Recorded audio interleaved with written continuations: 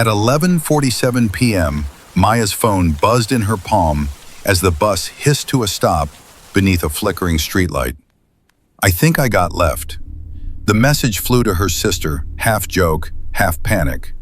The city had that way of thinning itself after midnight.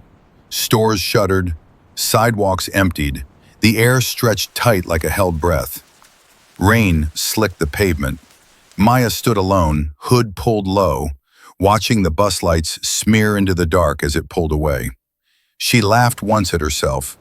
"Relax," she thought, "another bus will come." But 10 minutes passed, then 20. The shelter clock blinked and froze. Her phone dipped to 1 bar. A man leaned against the stop's glass, head bowed, scrolling. He looked ordinary enough, work boots, jacket zipped to the chin. When she shifted her weight, he glanced up and smiled. The smile didn't reach his eyes. "You waiting long?" he asked. "Not really," she said, reflexively polite. She angled her body away. The rain thickened. The city went quiet. Maya typed again, thumbs cold. "I think I got left," felt smaller now, childish. She deleted it, replaced it with, "Bus is late, heading home soon." She didn't want to worry anyone. She never did. The man's phone rang. He turned away to answer it, voice low. Maya checked the transit app.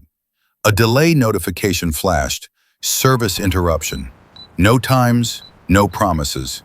Her sister replied with a laughing emoji and, "Call me when you're home." Maya smiled and slipped the phone into her pocket. That was the last time anyone heard her voice. By morning, the city had found her absence.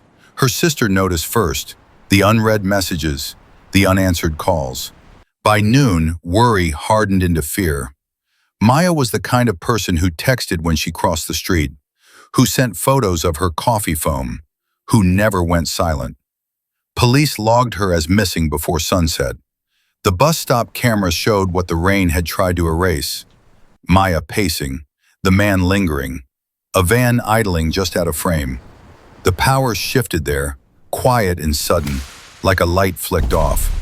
Witnesses remembered the van later. They always did. White, maybe gray, no plates, always a blur. For days the city held its breath. Flyers bloomed on lampposts. Her face, wide smile, dimple at the corner, stared out from coffee shops and church doors. Candle wax pooled on sidewalks. Strangers brought flowers. Her sister slept with the phone on her chest. Then the call came. A jogger had found something in a drainage ditch beyond the industrial park. The details were spared the family at first. They always are. But the words crept through the city anyway, as they always do. Decapitated. It's a word that changes a room. It drains the air. It makes the world tilt. Maya's sister pressed her hand to her mouth and thought of the last message. "I think I got left," and felt the cruelty of it slice clean through her. Left by a bus. Left by chance. Left by a man who smiled without smiling. The city demanded answers. They came, piece by piece. The van belonged to a man named Cole Ransom, 34, no fixed address, a job that paid cash, a history of small charges, nothing violent enough to stop him from blending in. He'd shaved his beard the morning after Maya disappeared, bought gloves, paid in cash. Neighbors remembered noise that night, a slam, a muffled shout, the kind you convince yourself isn't your business. The power shifted again when a construction worker found a knife wrapped in plastic near a dumpster behind a closed warehouse. Rain had washed it clean, but not clean enough. Cameras traced Cole's path. Receipts stitched time together. The smile from the bus stop camera matched the man in the booking photo, eyes still empty. When police knocked, he didn't run. "I didn't mean to," he said. "It's the oldest lie." In court, Maya's sister listened as the prosecutor laid the timeline flat on the table like a map.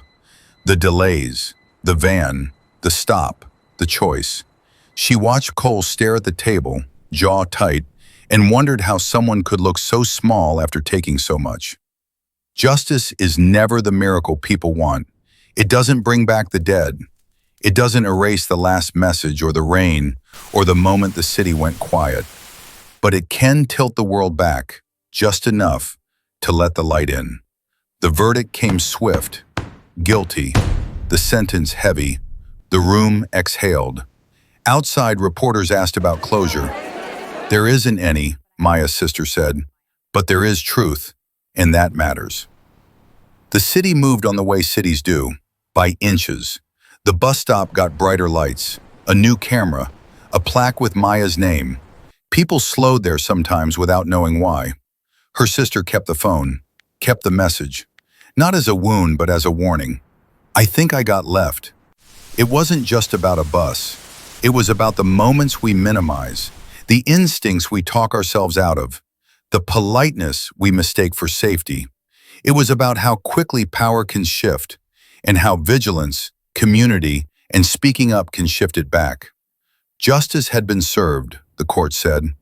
But late at night, when the rain came down hard and the city thinned itself again, Maya's sister still wondered about the gaps, about the van that idled out of frame, about the man who smiled without smiling, and the others who might be watching other bus stops, other blinking clocks. Because one question remained unanswered, and in the flicker of a streetlight, with a phone buzzing in a stranger's hand, the story wasn't over yet.